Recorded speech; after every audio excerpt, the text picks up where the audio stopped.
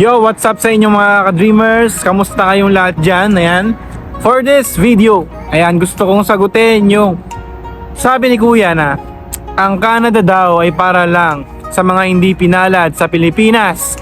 And meron rin mga nagko-comment sa mga videos ko mga ka-dreamers na ang Canada daw ay pinagandang Pilipinas. Okay? So bago ko sabihin at sagutin to, disclaimer, lahat ng sasabihin ko ay bias lamang po sa mga experiences na nangyayari sa akin dito. At higit sa lahat mga ka-dreamers, gusto ko lang mag-share ng ng thoughts ko para lang at least malay nyo naman, simple tayo ng paniniwala o kaya makatulong ako sa inyo para at least, di ba, mas lalo pang ma-motivate at higit sa lahat, mas lalo pang magpursige para makamit nyo yung mga pangarap nyo. Okay, balik tayo sa tanong ni Kuya.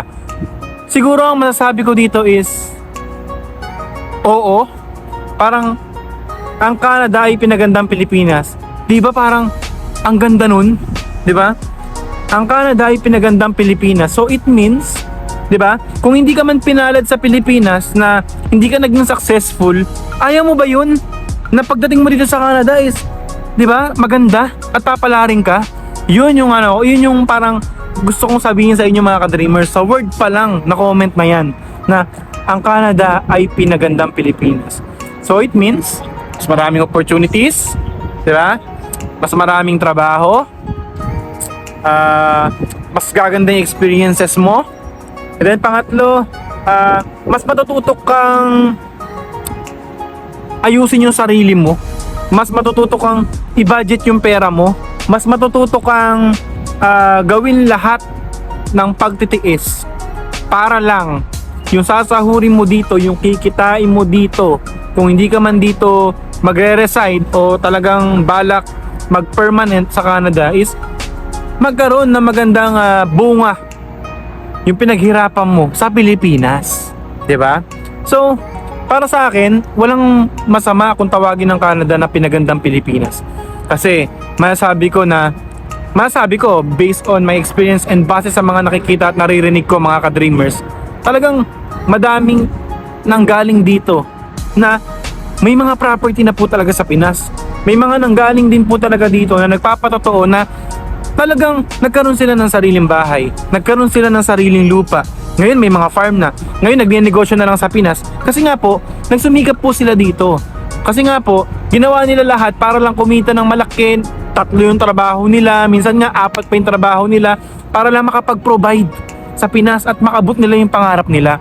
So sana ganun yung maging mindset natin mga ka-dreamers, di ba? Hindi yung sasabihin mo na Canada, pinaganda Pilipinas lang yan. Ayaw mo ba yun?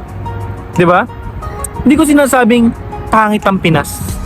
Kasi alam naman nating lahat mga ka-dreamers na pag nasa Pinas ka nagtatrabaho, hindi po talaga sapat ang sahod. Depende na lang talaga kung gaano ka kadiskarte. Depende na lang kung napakaganda talaga ng trabaho mo, di ba?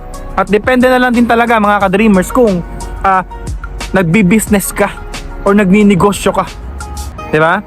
Maganda sa Pinas kasi yung mga ibang OFW po natin, hindi kasama ang pamilya dito, hindi kasama ang mga magulang dito, di ba? Unlike nagtatrabaho ka sa Pinas pero kasama mo yung parents mo, yun yung pinakamaganda talaga sa lahat, di ba? So, yun yung advantages. Ngayon, dito naman sa amin, mga OFW, hindi namin kasama yung mga magulang namin, hindi namin kasama yung pamilya namin. So, mas lalo nagiging mahirap. Kaya, ang mga nagiging mindset ng mga Pilipino dito, mga ka-dreamers is, okay, mag-iipon lang ako, mag-i-invest lang ako, di ba? Gagalingan ko, kikita lang ako ng pera, tapos pupundar ko sa Pinas. After nun, magdo-dual citizen dito, para at least makakabalik sa Pinas, makasama ang pamilya, ganun. Ganun lang ang nagiging takbo ng buhay mga ka-dreamers, di ba? Sige nga kayo ba, sino bang may ayaw na gusto kasama ang mga magulang at pamilya? Di ba wala naman? Kaya nga ang mga OFW is bayani yan eh. Kasi bukod sa sakripisyo na pinagdadaanan nila dito, bukod sa, alam mo yun, sa lungkot na pinagdadaanan nila dito, syempre nakakatulong din tayo sa ekonomiya ng Pinas. So, kaya imbis na sabihin natin na ganyan, mas maganda siguro, ang maging mindset mo na lang is pagpursigihan mo ng pagpursigihan hanggang magkaroon ka, hanggang makapag-invest ka din That's it. Makasama mo yung pamilya mo sa Pinas. Ganun lang yung kasimple mga ka-dreamers, di ba? So sa akin, masasabi ko, walang masama kung sabihin ng mga ibang tao na ang Canada ay pinagad ng Pilipinas. Maganda naman po talaga, okay? Nasa tao na lang po yan kung paano nyo haharapin yung mga challenges dito, kung paano nyo pagtsatsagaan, kung paano kayo magtitipid, okay? So, laban lang kayo sa mga pangarap nyo mga ka-dreamers. And kung saan man kayo papuntang bansa, i-go nyo. Malis kayo sa comfort zone nyo para at least malaman nyo kung ano talaga yung gusto nyo gawin sa buhay nyo. Okay? So, maraming salamat sa inyong lahat sa suportang tunay. Sinagot ko na yung tanong ni Kuya. And sana malinawan din kayo na hindi lang puro negative dapat na napapansin natin. Dapat maging positive din po tayo lagi para makapag-inspired tayo sa iba sa way na alam po natin na makatulong tayo. Okay? So maraming salamat mga ka-dreamers. God bless you all. Peace yo!